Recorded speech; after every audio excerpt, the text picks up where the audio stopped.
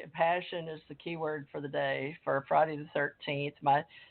My daughter, bless her heart, lost her husband today. It's been a very sad.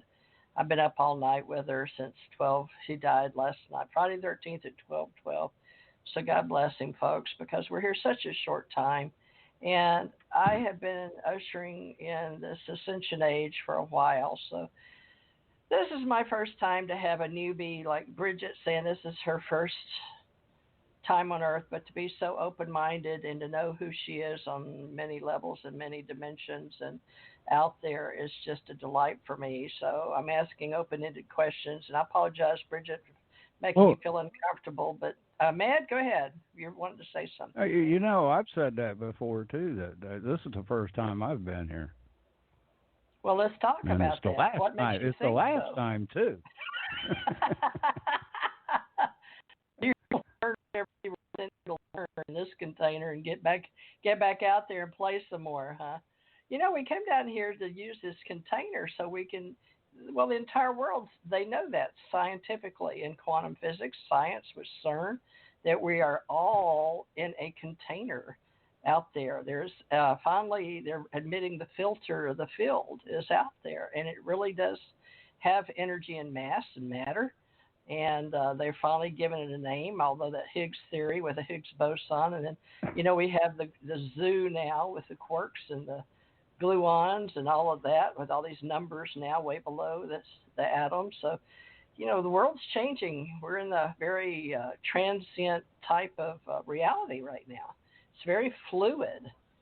So, Ahmad and Bridgett, I appreciate you both admitting your first time. I don't belong to that club. I sort of wish I did, but it's like being a teenager. I got to be a baby and know my other levels of planet and what we thought everybody did, but apparently they didn't. So I was told to keep my mouth shut when my people came through, like Glinda, the Good Witch, Wizard of Oz. I think that was part of our soft disclosure for orbs and people that can come and go. And then I got filled up out of water by a hand that you can't see, but it formed like an angel hand, a big God hand pulling me up when I was underwater and had swallowed all this water. So I got to come up from that. And then I died with hepatitis in second grade and got to come up out of that and then go to Roswell and meet people in a spacecraft that was really I believe it was a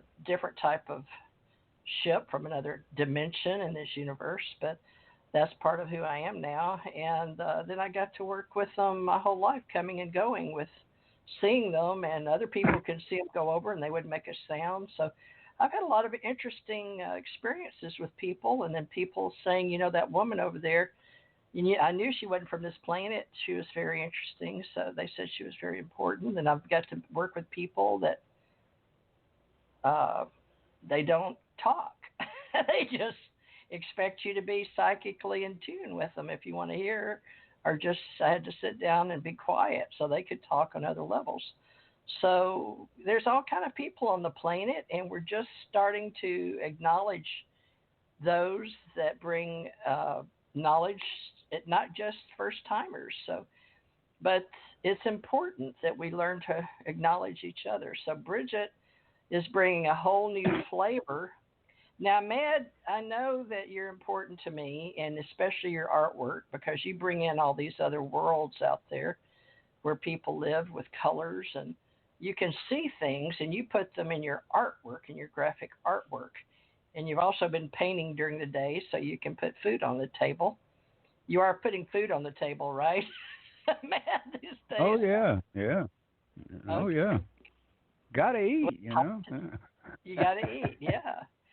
Okay, well, Bridgett's been traveling around, and Bridgett, now you have, I had another girl on here, Diane McClintock, who started with me in 2012, and she was a very shamanistic, humanoid, sentient, intelligent being, and a nurse practitioner, and had a master's and PhD in a lot of these things that I guess it's very hard to have during this reality. So tell us about your lifetime student practitioner shamanism, because not everybody will agree that shamanism is practice, but it is usually something that one is born into this reality, into their clan or tribe. Would you agree with that? Tell us your history and what you know.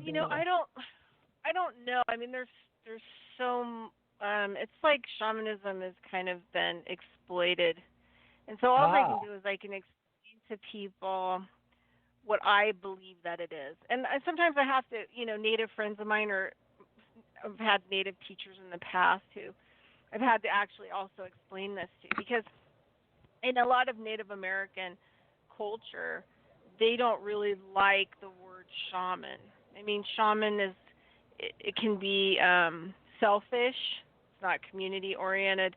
It can lead to like witch doctor, like sorcery, like there's very strong power that's involved with it, that has to be harnessed. I mean, we're talking about traditional, and so I end up kind of, and I also tell people that the word shaman, actually, that term is a Russian term, and it's for a type of Russia up in the Siberian area where the shamanic people are, right? So every culture has kind of a different type of something that would be similar to shamanism or a shaman practicing.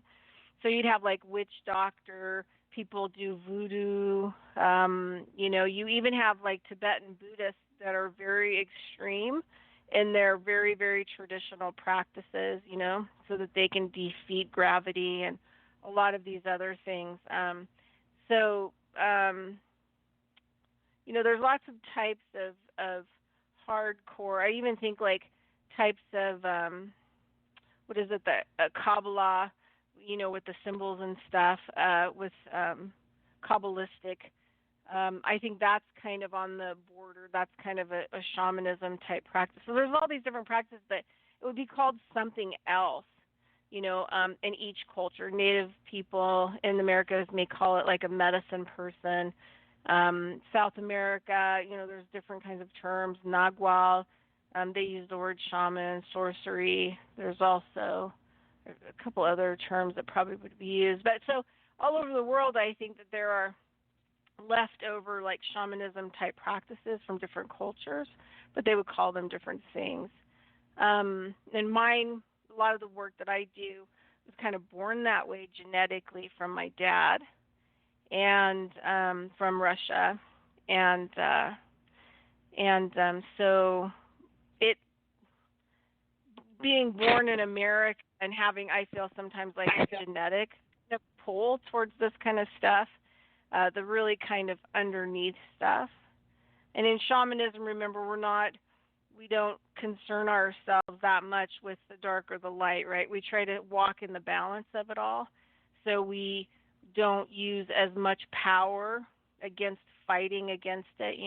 The dark rises, then the light has to fight the dark down, and the light rises, then the dark has to fight the light down. So we try to stay right on that boundary where we walk in those worlds, and we try not to utilize too much power, in fighting both sides, trying to stay in balance so that you can kind of see it all. And so there's lots of different types of practices. I kind of lean towards pretty heavy, like Toltec or traditional Yaqui dreaming type stuff. Those kinds of practices and those kinds of teachers that come up. But I have a lot of Native, teachers that have graced my path and taught me some amazing things, and I've seen amazing things of power because of it. So I think my view on shamanism is like completely different, and it's like a foundation of everything that I do. And whether I'm doing business or I'm doing business consulting, or I'm helping people personally, or I'm in medicine, I do very big energetic and structural medicine facilitator. And so shamanism is really important for that, power, because I want to be able to give people ultimately what they need is energy and power. They're exhausted. So you've got to give them some energy or power, in order to start the healing journey so that they can get up over that, speed bump. So my my view on daughter shamanism is quite different than most. Yeah, you're very eclectic, and that's good because of the way you see yourself. I just noticed that you state you're a lifetime student practitioner, although I am all over the board and everything. I'm interested in everything that's out in the field, but I would say you're close to that Cosmos Consciousness Consultant. I put up there, ACO Cosmos Conscious Consultants, and I think Ahmed called you a kindred spirit, so I put that up. As a mad painter, Thomas R. Becker shares a friend as a kindred spirit.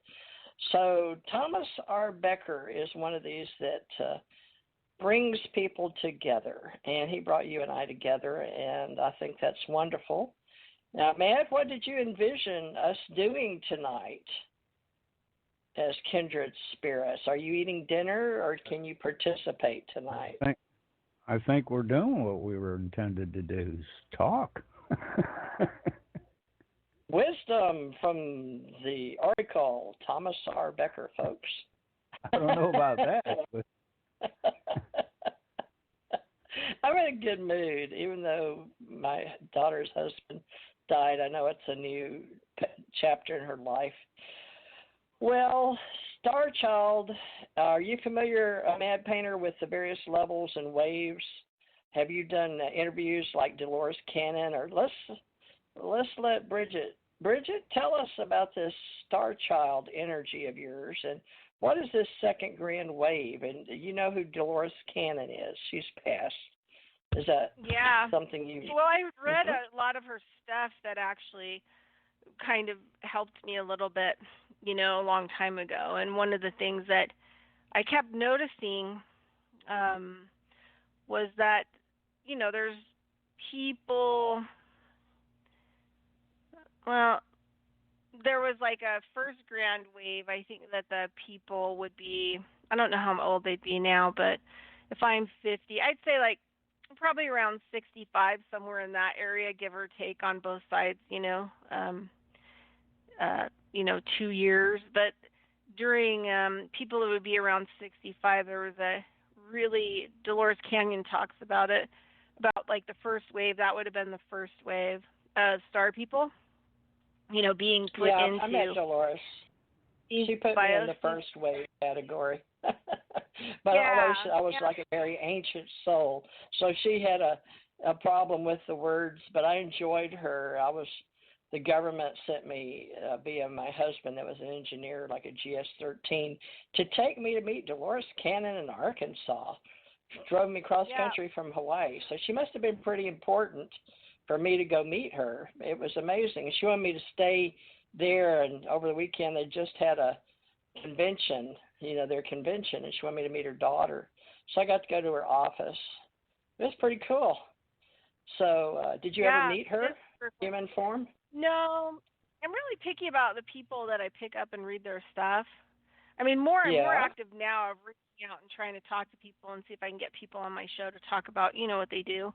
But back then I read a lot of stuff. So I read some of her books, and it made perfect sense to me that I had come in the second grand wave, and that